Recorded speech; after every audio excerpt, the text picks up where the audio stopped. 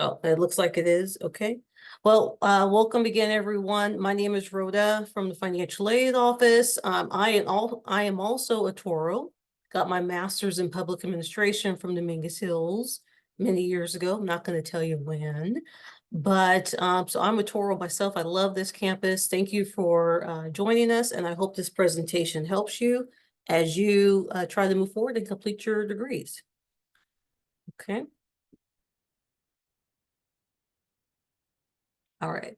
So what we're going to discuss, I'm going to move the camera that way. So we're just going to talk about the key resources for financial aid, which is our website primarily. Going to talk about types of aid, highlight that for you, the types of aid that are available, the application process, and some of the changes you want to look out for. Satisfactory academic progress. Sabrina was mentioning that might have been a barrier for some folks. We've had some recent policy changes that I think will help. Frequently asked questions based on what you sent to Sabrina, and then we'll just recap. Okay. All right. So a key resource is our financial aid and scholarships webpage. Give you the QR code here if you wanted to hover over that and bookmark it. But this is a current view of our webpage. Here's our website up here. csudh.edu/financial-aid. And when you come here, you'll see all of our links on the left. There's tiles down below that correspond to the links for forms and scholarships, etc. We have our current listing of workshops that we're now offering for 2024-25. If you're looking to return to us in the fall semester, so I encourage you, feel free to join in-person or Zoom sessions. Okay, and then there's been some changes to the FAFSA for 2024-25. I'm going to discuss it, but there is a link on our homepage. Okay, so what kind of information is available for you on our homepage? Just going from left to right here. So you have our announcements. So I just mentioned our help sessions and the FAFSA Cal Dream Act applications. Help sessions, you have our forms if that's needed, scholarships, types of aid. It gives a detailed description on federal, state, and institutional programs. I'm going to highlight them, but for the sake of time, we're not going to go into too much detail on each unless you have some questions. And then workshop sections, distance learning. We offer aid for the winter session, spring, intersession, and summer. And then financial aid TV. Which gives a lot of useful videos on types of aid, satisfactory academic progress, personal finance. I love those videos on budgeting, saving, credit card, debt management, all sorts of things. And it's available 24/7 to anyone who just visits the site. So just to go into a little bit on types of aid, right? So the categories are federal grants, state grants, scholarships, federal loans, federal work study, right? So just remember, anything that is a grant, that's the free money that does not have to be repaid. Okay, and I'll talk a little bit more about those types. You have scholarships. Those are free monies that don't have to be repaid. You usually have to apply separately, but free money, right? Then you have loans. Those are considered self-help. Okay, so it's still a source of financial aid, but after you graduate or leave school or drop below half-time enrollment, as we say here, you then go into repayment after your grace period ends. And then there's the federal work study program. Again, self-help, you just earn those dollars through your part-time employment. And there's also the LEAP program, learning allied education programs. We can talk about that. And then there's one called College Corps for here in California. But those are programs where you put in your volunteer service hours, and then you could earn the money based on your service hours to be applied towards your education. So those are actually very good programs too. And then just a little bit more on types of aid. So on the federal grant side, you can see here, there's the federal Pell Grant, SCOG grant, Teach grants, if you're thinking you might want to go into teaching, the Iraq, Afghanistan service grants, right? For some of you, you may think, hey, I exhausted my Pell Grant eligibility and I thought that was it. Well, not necessarily, right? Maybe you've exhausted the Pell Grant eligibility, but you could be eligible for some of these other types, specifically also the state grants. So there's the Cal Grant A and B program. There's the State University Grant Program that's offered by all the CSU campuses. Now California has the Middle Class Scholarship Program, and they've expanded out that eligibility over the past year. So, and then there's the Golden State Teacher Grant, again, for someone going into teaching. If anyone is a foster youth, they can apply for the Chafee Grant Foster Youth Program if they meet that criteria. And then on the loans and work study side, you have the direct subsidized loan, the direct unsubsidized loan. If you're going to go to graduate school, graduate plus loan for the master students. If you're a dependent student trying to finish your undergraduate degree and your parents are willing to borrow a loan, there's the Parent Plus loan. Of course, there are private loans. And then I was mentioning the work study, the LEAP, and the College Corps programs. So lots of different sources out there, and I didn't even touch on the scholarship opportunities, which is next, right? So you have the Dominguez Hill scholarships, which I would encourage you to visit our scholarship webpage. And when you select the scholarships link, when you log into your portal, that's how you can do your search and apply, okay? I do not believe we have opened up the scholarships for next year yet. That'll be forthcoming probably in March or April. No date certain yet for 2024-25. But you would be able to search and apply through the portal. And usually it's just, we've changed it so there's only one application that you can submit, and then you can be considered for all the different university scholarships. Now, there are a few departments that maybe will still have their own separate application. There's some. So that will be a separate process for you. But for the most part, we do have plenty of university scholarships you can just do one application for, okay? In the center here, I would highly advise you to attend any of our financial aid wellness sessions. Our financial wellness sessions are offered on a variety of topics, including on how to search and apply for scholarships. I think it's one of our best sessions, to be honest. But you can learn how to write an essay, how to use the scholarship search engine, get some other tips. You can register online on our website, okay? Also on Toro link. Let's see, and using a scholarship search engine. So you might say, what is that? Well, scholarships are available for all sorts of backgrounds, abilities, and levels, right? And sometimes it could be overwhelming if you're just trying to do your own little Google search or whatnot to try to find them, right? Or go to different organizations.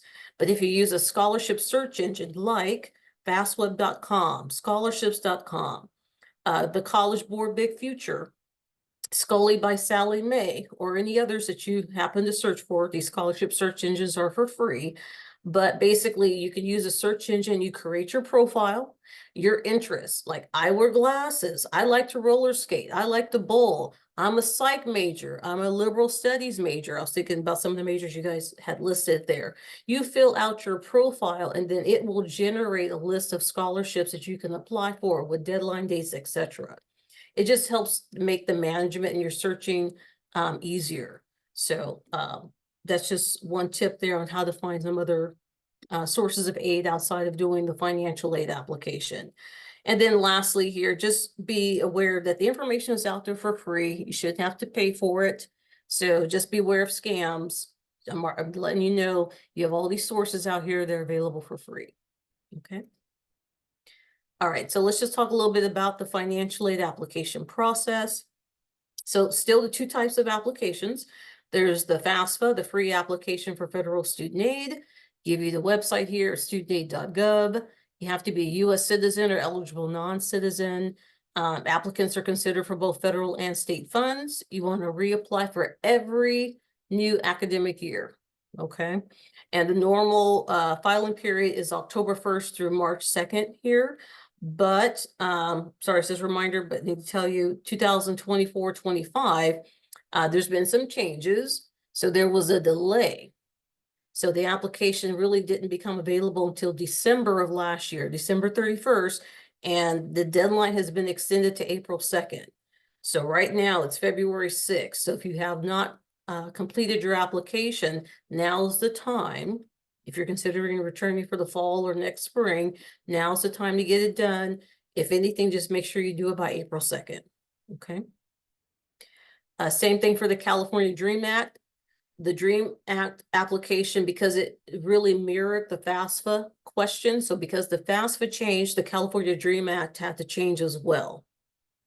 And for students who would complete a DREAM Act application would be students who meet the AB 540 requirements. You can be considered for state aid and scholarships. Again, you want to reapply for each new academic year, typically between October 1st and March 2nd. But again, for 24-25, this will be the exception, as students have until April 2nd, okay, of this year. Basic information that you need, whether it's the FAFSA or California DREAM Act application, you're going to need your student login, at least one parent, okay, will need to have their login information. You want to have your tax information, W-2s. I'll add any business information, if you have business or investments or whatnot. We're using this, the 2024-25 application, we'll be using 2022 income information. And then here's our school code, 001141. But again, as you're completing it, if you're struggling, you have a question, you can always call us while you're doing it, or come to one of our help sessions or join one of our Zoom sessions that we offer. We're going to have several between now and the end of March, prior to April 2nd. For the Cal DREAM Act application, might ask for your Social Security number or your I-10. The application may also ask you for your statewide student identification number, SSID. If you have it, you have it. If you don't, no worries, okay? Just FYI on that. Okay, when it comes to the application help sessions, okay, give you the QR code again to our workshop page. So again, we offer the application help sessions for the FAFSA and Cal DREAM Act applications, as well as the financial wellness sessions. But do check this out so that you can maybe register for one of our sessions. And again, we have a few more Zooms between now and the end of March, but several in person. All are welcome, okay? Okay, so let's kind of talk about what's changed. If you've ever applied for it in the past, yes, it's going to look different when you visit and log in for this 24-25 application. We have a website that we created, Understanding FAFSA Simplification. This is the law that legislation that kind of got all the wheels turning for the changes that have now been implemented. When you go to our link for 24-25 FAFSA Simplification, you'll see these three boxes here. These two tiers for FAFSA and the CA DREAM Act will take you to those websites to apply, but you might want to first go to Understanding FAFSA Simplification. And when you select it, you'll get a page, and then as you scroll down a little bit, you'll see these three tiles: students and families, campus partners, frequently asked questions. The two I would refer you to is first students and families, and then secondly, frequently asked questions. If you have questions, there's several, but you can probably find the answer that you're looking for, okay? But just to highlight it, there's lots to cover, but not in this session. But just to highlight some of the things, again, priority application period, opened up in December. You have until April 2nd. If you apply after April 2nd, you will still be considered for aid, but you might miss out on some of the types of aid, right? Especially a lot of the state aid. So you want to make sure you submit it on time, April 2nd. They're a couple of hours ahead, so you want to do it at least by 10 p.m. our time, okay, here in California. Let's see, FSA ID and email invites. This is a change. So some new terminology introducing you to students who complete the FAFSA and their parents, step-parents, spouses are all considered contributors. All contributors will require an FSA ID username and password. Students will need to send an email invite for their parent, step-parent, spouse, depending on their dependency status, but everybody will need to have their own username and password. Even parents with no SSN are going to have the ability to create an FSA ID. That has changed from in the past. There have been a little hiccups over the past month. But the Federal Student Aid Commission, they're trying to, Federal Student Aid, Department of Education, they're trying to sort that out. So hopefully sometime this month, the issues that parents were having who didn't have an SSN and creating their user ID or reaching out to the Federal FSA have been resolved. Okay, but they're working on it. Let's see, provide consent. So everyone who's a contributor has to provide consent. Consent to what? Consent to have their information used on the FAFSA. Okay. Information is going to be coming directly from the IRS as far as your income information. So financial aid direct data exchange is the new name for the process to bring that information over from the IRS. And then the information that you're providing consent to be used and transferred over is called the Federal Tax Information, or FTI. So just two new, actually, 4 new words: contributors, consent, direct data exchange, not words, terminology, and federal tax information. New terminology to get used to for everyone. Okay, what are the benefits of the changes that have been made? Well, students and families are going to see a different measure of their ability to pay for college and experience a change in the methodology used to determine aid. Okay, so just covering the bullets here for some of the benefits. It's more streamlined, and it is. I've gone through several demos with students and even some live. I have one student that got it done in 5 minutes. Okay. Expanded eligibility for federal student aid, expanded eligibility for the Pell Grant program, reduced barriers for certain student populations. It is a better user experience. I can attest to that. And then enhanced data sharing with the IRS to simplify the experience. Okay. Some more new terminology and giving you the QR code to FATV to watch the video. They have some great videos on the new terms and the changes. So I mentioned it earlier, but contributor, anyone who was asked to provide information on the FAFSA. So that could be you, the student, if you're married, your spouse, your parents, and or step parents. Okay. Not your grandparents, aunts, uncles, siblings, nothing. It's just you, your spouse, your parent, or step parent. Consent. Each contributor will now have to provide their consent to use their federal tax information, FTI, to be concluded on the FAFSA. Okay, and it'll come directly from the IRS. Family size replaces household size. So household size has gone away. The family size that information is going to be used is coming directly from the person who filed their income taxes, or you filed your income taxes. If you had any exemptions that were claimed, that's going to be used in place of household size. But if anyone has to change that, like let's say you have a new child, or maybe now you're taking care of an elderly grandparent or parent or aunt or uncle or something, if you've taken on some dependents different from what you filed 2 years ago, you'll be able to change your family size when you're doing your application. Student aid index, that is replacing expected family contribution. So expected family contribution is going away. This new index is going to replace it. Again, I would encourage you to utilize the FATV videos to watch some of the videos on this direct data exchange, how the new FAFSA is working and looking, and then you'll just be more informed about the new changes. Okay, so now an overview of satisfactory academic progress, SAP. So with satisfactory academic progress, we have to monitor your grades, right? You have to be meeting the minimum standards, and there's 3 that are listed here. And just know that we monitor your grades at the end of each semester, okay? And we look at GPA, the unit completion rate, or can be referred to as PACE rate, excuse me, the maximum time frame or unit cap, okay? Give you our website here, QR code. This last 2 sentences here: if you were disqualified from receiving aid due to not meeting satisfactory academic progress previously, you may have the option to appeal, but I'm going to go over that and some of your frequently asked questions. Okay, so don't be discouraged.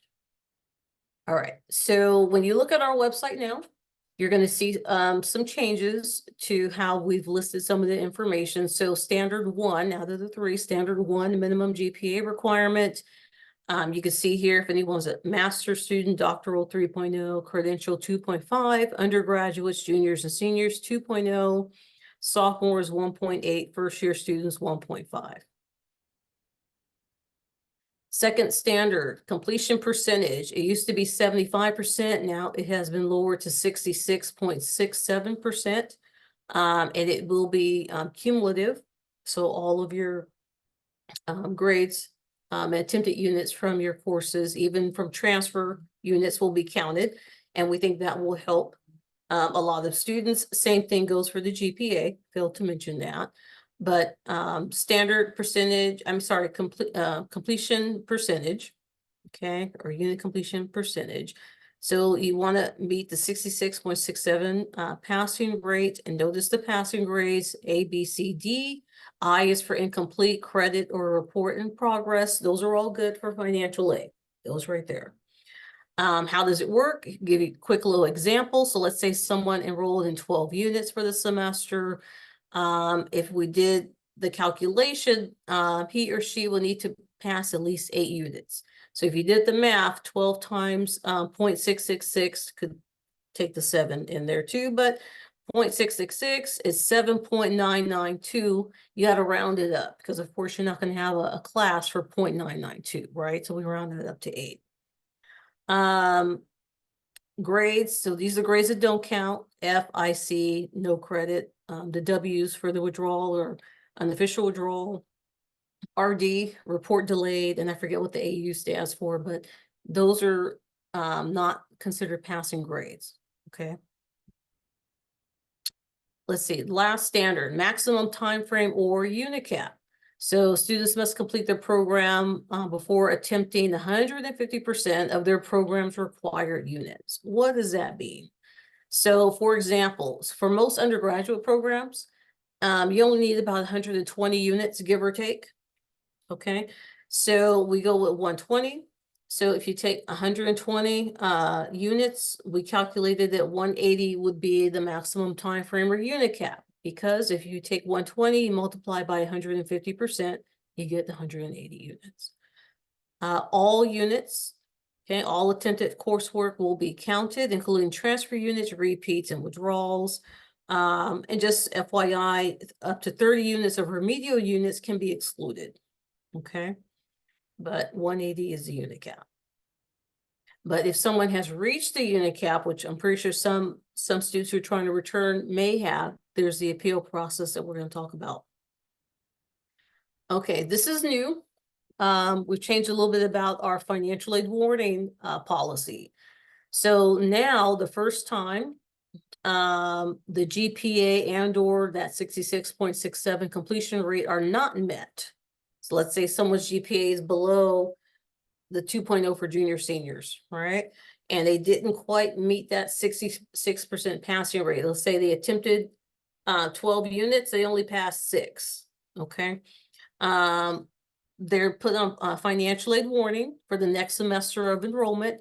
No appeal or anything is needed. It's going to be automatic. Students will be placed on warning. And for that warning period, the student, the second bullet here, is eligible to receive aid. So students will still be able to get their money, receive their payment, have their tuition paid, get their refund, same as normal, right? It's just that they're on warning. And then here in this second column here, during that warning period, that's when students would need to do well and meet the minimum standards. So if students at the end of that second term, their next term, they meet all the requirements, right? Presuming that they haven't reached the unit cap, the maximum time frame, but they met the GPA requirement and the passing rate requirement, then they're good. Okay, you would be good. And then you just start the next semester. No muss, no fuss, you're good. Okay. Now, if someone does not meet the minimum standards after they've been placed on financial aid warning, then that's when their aid eligibility gets suspended and they have the opportunity to appeal. Okay. So You get a first semester of warning, you don't do well, you get your 8 that next semester, you have a semester to kind of turn it around, get the GPA up, meet the passing rate standard. In the event that someone doesn't do that, then their eligibility is suspended, and then they have the opportunity to appeal. Okay, you can let me know if you have questions on that. Financial aid disqualification, just 2 categories here. Students who are on FA warning, financial aid warning, if they didn't meet the minimum standards after that warning semester, then they are disqualified, their eligibility suspended, but they have the opportunity to appeal. And then, of course, someone who has reached the maximum time frame or unit cap, their eligibility is suspended, but they have the opportunity to appeal. What would that entail for these folks who've reached unit cap? You would just tell us why you have reached, presuming all undergraduates, why you have reached the unit cap, the 180 units, without receiving your degree. Sometimes students say, well, you know what, I transferred in a lot of the units, or I had a couple of bad semesters, I had to repeat these classes, or I changed my major. Whatever that situation or circumstance may be, you just explain that, and then you tell us what's left to complete. What are those remaining courses you have left? How many units? How many semesters? And then that's what you would submit in your SAP appeal if you're submitting a SAP appeal for maximum time frame, or also referred to as unit cap. Let's see, I thought this would be useful for you, how to check your SAP status, because we don't keep any secrets from you. So when you log into your My CSUDH, and this is a desktop view, not looking from your phone or the mobile app, but you log into My CSUDH, you go to your student center, and then you want to go to the finances section that you see here. Finances is underneath academics. It's right above. The personal information is right below. But you go to the finances section, and then you have the financial aid links, and there's one for View Academic Progress SAP. So when you select that, then you would select the term you want to view. You always want to select the most current term. In this case, in this example, this student would be selecting spring 2024 because that's the term that we're in. Similarly, if you're going to apply and return for fall 2024, if you follow these steps, you're going to be making a selection for fall 2024 to see where you stand. Okay, so let's say we selected the spring 2024, we selected this hyperlink over here on the left, and then you get all of the descriptions. So you can see in this example for this student, overall SAP status, this student is green across the board. That's great. The student is meeting satisfactory academic progress for all 3 categories. For the maximum time frame, 150%. Student is not there yet. Student has only completed 100 units, okay? Not near the 180 yet. GPA, the student's GPA is 2.250. That's above the 2.0, good.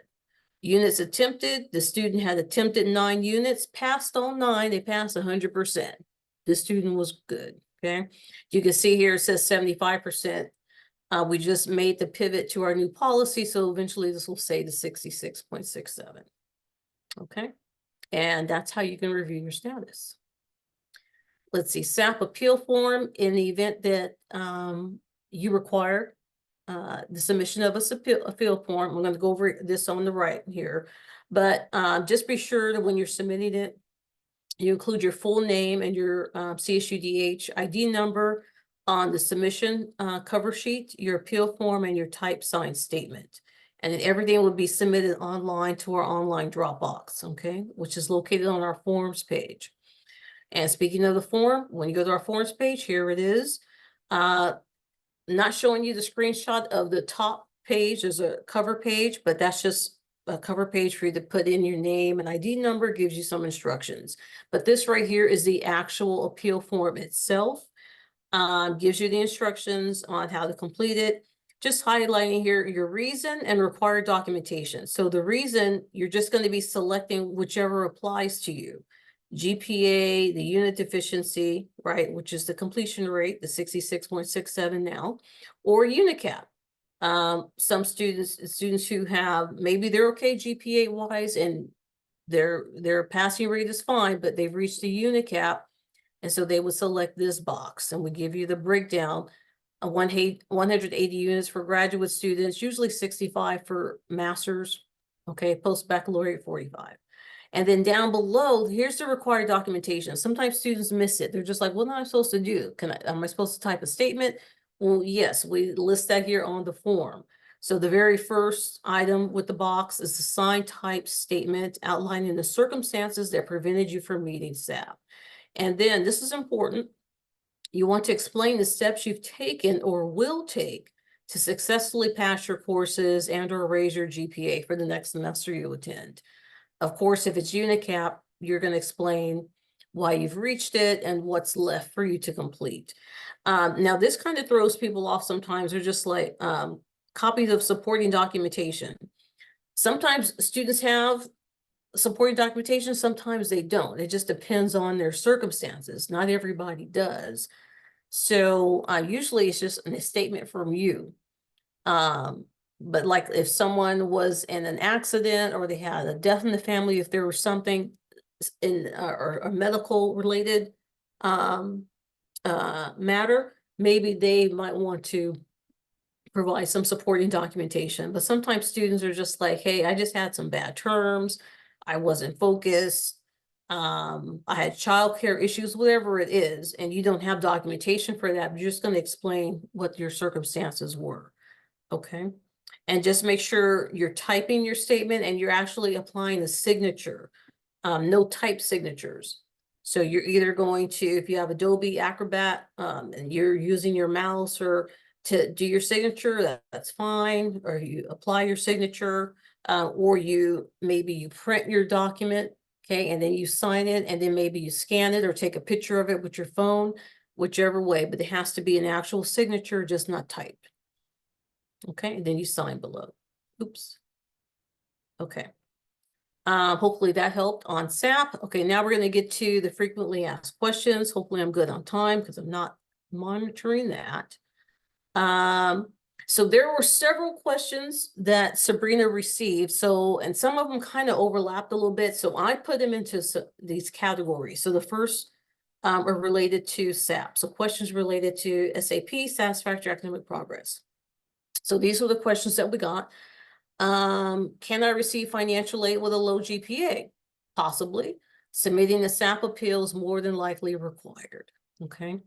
What is the financial aid process for students that were disqualified due to GPA? Submit a SAP appeal. If I had not so good grades before I stopped attending the university, am I still eligible to apply for FAFSA? Yes. Go ahead and get it done. If you're trying to come next year, do it by April 2nd. Please, please, please. Can't stress that enough. Would assistance still be available if we had left under academic probation / low GPA status? Possibly. I would say contact our office to review your record with a financial aid representative, and I give you our phone number. Okay. And that way we can look at where you were standing with us when you were on probation. Because if you're on academic probation, you may have also been on financial aid probation. If you did an appeal, I'm not sure. So contact our office. Okay. Questions related to financial aid. So there were a few that I thought that were all related to financial aid. First and foremost, how to apply and search for scholarships here. Well, to apply, you're going to do the FAFSA or the Cal Dream Act application based on your citizenship status.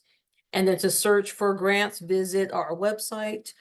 I would like to know more about resources that offer financial aid. Again, visit our website, sorry, and attend our next scholarship Finding Free Money for College session. Okay, I can't advise that enough. All right. Next one. If we are part-time students, can we still get loans and scholarships? Yes. For some scholarships, it just depends on that agency or donor to make sure that they're not requiring you to be enrolled full-time, but generally, yes. Next one. I'm still paying on my past financial aid. I presume that that's probably loans. Will I still be able to get more money for financial aid to complete my degree? The answer is yes, as long as you have not exhausted your eligibility. Okay. So, and if you have questions about your remaining eligibility, give us a call. We can help look it up. Let's see. I was told I ran out of funding. Well, call our office because you may not have exhausted all of your sources of funding. So remember a few slides back, I gave you a list of all the different types of aid, federal, state, and then the loans and work study. Maybe you just exhausted your federal Pell Grant eligibility or your Cal Grant eligibility. It doesn't mean you don't have eligibility for the other items. And there's the middle class scholarship program now, okay, that people are eligible for here in California. So there may be other sources of funding, okay? Let's see. What are the qualifications for a returning student to receive financial assistance to pay for classes? Well, answer, submit an application, be meeting all minimum SAP standards, and have remaining aid eligibility. When to apply and reapply for school. Wasn't quite too sure about the when to reapply for school. I was thinking the admissions application, so I just said for school, contact admissions about their process and times. Probably time to do that now. For financial aid, I've already mentioned it before, but it bears repeating. Do your application and do it by April 2nd. All right. Okay, next group of questions. These were related to enrollment. Can I finish my degree with online classes only? Possibly, contact the Admissions and Records Office. We're not sure about that because we're financial aid, but it's a great question. Are there online programs available, and just more information on that? And options one may have to complete and pivot as needed. Contact admissions. Okay. I'm returning, but I also want to change my major. How do I go about doing this? Contact a registrar. Solution to finish what I started. I only have 21 units left to finish my degree in computer science. I'm thinking that is. Contact a registrar's office and perhaps your academic counselors for your major. And Rhoda, those are questions that I can address for our returning students as well. Good. Many of these questions, so I can address them as we close out. Okay, thank you. Okay, run out. Okay, and then these were payments related to payments. Counseling needs, financial aid counseling. Here's our phone number: 243-3691. Childcare. I looked that up. Contact the Child Development Center. Here's their phone number. Can I set a payment plan for the money owed? Possibly. Call Student Financial Services, give you their number down below. How can I manage my ability to pay for the next 2 semesters? I would say contact Student Financial Services about the installment plans and definitely apply for financial aid. How do I know how much money is left or how much I can get back? Call or visit our office, check your My CSUDH Student Center record. And how does an outstanding balance affect our chances to potentially receive financial support? No effect whatsoever. If you owe a past due balance, that does not affect your ability to get aid moving forward. However, Student Financial Services may place a hold on your enrollment if a past due balance hasn't been paid. So that's on Student Financial Services side. Okay, and just to recap, hopefully those responses helped. So just remember to always reapply for each new academic year, normally between October 1st and March 2nd, but this year is an exception. You have until April 2nd, okay, for 24-25. Take advantage of our help sessions. Okay, they'll be available from now through the end of March. Past due balances must be repaid before you re-enroll in classes. Contact admissions, the registrar, your academic counselor, Student Financial Services, or counseling for payment related and your academic enrollment concerns, okay? If you're not meeting SAP, don't be deterred. You'll have an opportunity to appeal. Do apply for scholarships. You want help, use a search engine, and definitely attend our next session. We'll have one in a few weeks. Use your student center to review your account balances, your SAP status, your holds, to-dos. And then take advantage of financial aid TV. Can't stress that enough for things related to financial aid, especially with the changes to the FAFSA moving forward for 24-25, and a host of other topics on personal finance. And with that, I'm gonna stop my share, but here's, if you want to take a quick little screenshot of that with your phones, you got our office email address, phone number, or location, as well as student financial services. If you have old balance, payments, installment plans, that they're the ones to contact.